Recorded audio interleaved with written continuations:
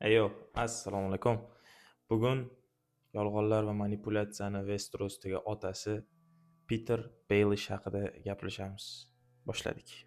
Lord Baelish haqida gaplashganimizda avvalo uni bolalik yillarini ozgina o'rganib chiqishimiz kerak. Peter Baelish Westerosdagi yuqori qatlamdagi oilalardan chiqmaganini serialni ko'rganlar ko'pchilik biladi. Uni otasi juda ham kichik yerga egalik qiladigan kichik lordlardan hisoblangan. Otasining Tullilar oilasi bilan munosabatlari yaxshi bo'lgani uchun Baelishni Tullilar egalik qiladigan Reveranga vasiylik uchun jo'natishadi. Aynan mana shu yerda uning biz bilgan xarakteri rivojlanadi. Peter Baelish Reveranda Tulli farzandlari Catelyn, Liza va Edmund Tullilar bilan birga katta bo'ladi. Aynan unga Littlefinger yoki Jimjiloq laqabini Edmund Tulli qo'yadi. Sababi Baelishning bo'yi pastroq bo'lgani hamda qo'li kaltaligi uchun, ya'ni Westerosdagi yuqori qatlam oilalaridan bo'lmaganligi sababli aynan Baelishning ustidan kulish maqsadida Jimjiloq laqabi bilan chaqirishni boshlaydi. Endi sevgi uchburchagi haqida gaplashadigan bo'lsak, Lord Baelish Reveranda davrida Catelyn Tullini juda ham qattiq yaxshi ko'rib qoladi. Xuddi shu vaqtda Liza Tulli ham Lord Baelishni yaxshi ko'rib qoladi.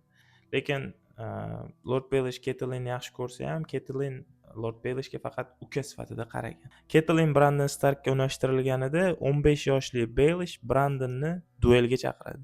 Dueldan maqsad Catelynga kim uylanishini hal qilish edi. Tabiiyki Brandon Stark qilich ishlatishda ancha kuchliroq va aqlliroq edi. Shu sababli Baelishni ko'krak qismiga juda qattiq zarba berib, deyarli o'ldirib qo'yishiga bir baqiy qoladi.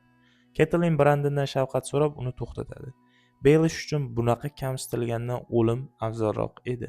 Aynan mana shu vaziyat Lord Baelishga muhim darsni, ya'ni u yuqori oila vakillari kabi sharaf, qilich yoki nasl-nasab orqali emas, aksincha yolg'onlar va manipulyatsiyalar orqaligina yutishi mumkinligini o'rgatadi. Va shu kundan boshlab u soyadan ko'tarilishga ahd qiladi. Ushbu jangdan keyin Lord Baelish Reveranddan haydaladi va haydalgani sababli u Liza Tulli bilan aloqalarini tiklaydi.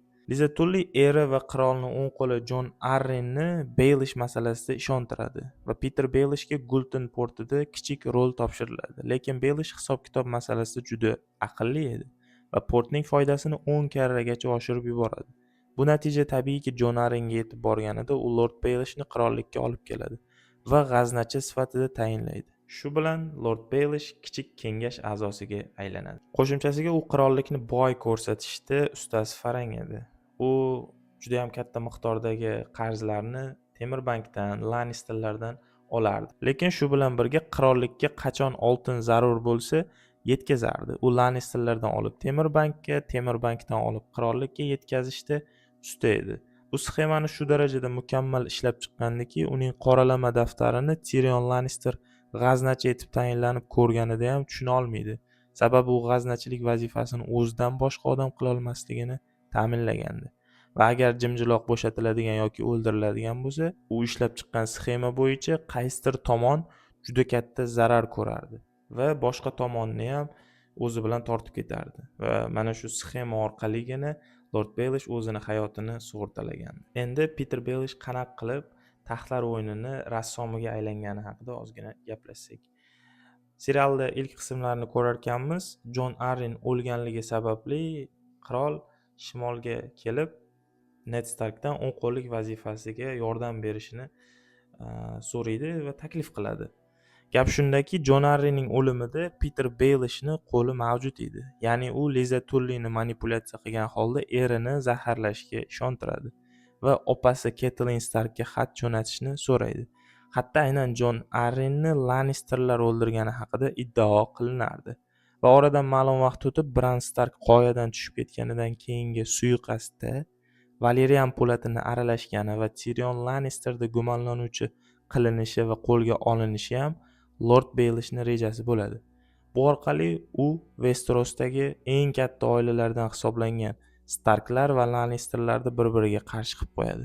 Bundan keyingi voqealarni bilamiz. Ned Starkga nisbatan xiyonat, Robb Starkni qo'shin to'plab urush e'lon qilishi, shu bilan birga Stannis Baratheonni o'zini nomzodini qirollikka qirol bo'lishga ilgari surishi, ya'ni juda ham katta Westerosdagi tartibsizlikni keltirib chiqaradi.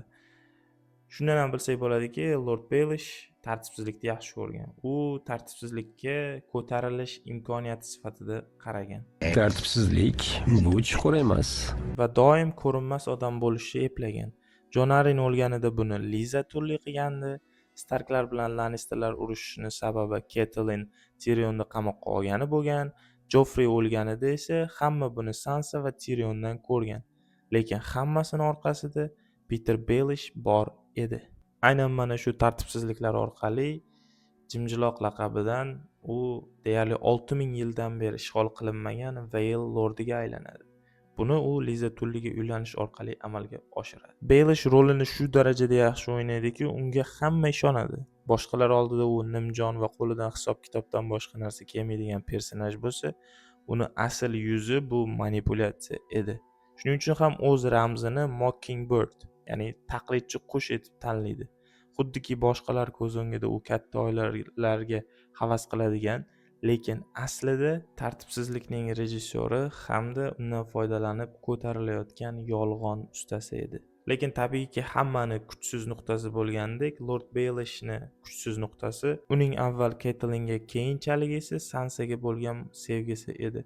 U Sansani osonlik bilan manipulyatsiya qilishga ishonardi va Aryani shunchaki qilich ishlatishni o'rganib kelgan oddiy bir personaj sifatida ko'radi. Lekin Lord Baelish o'limiga aynan o'zining uslubi sabab bo'ladi.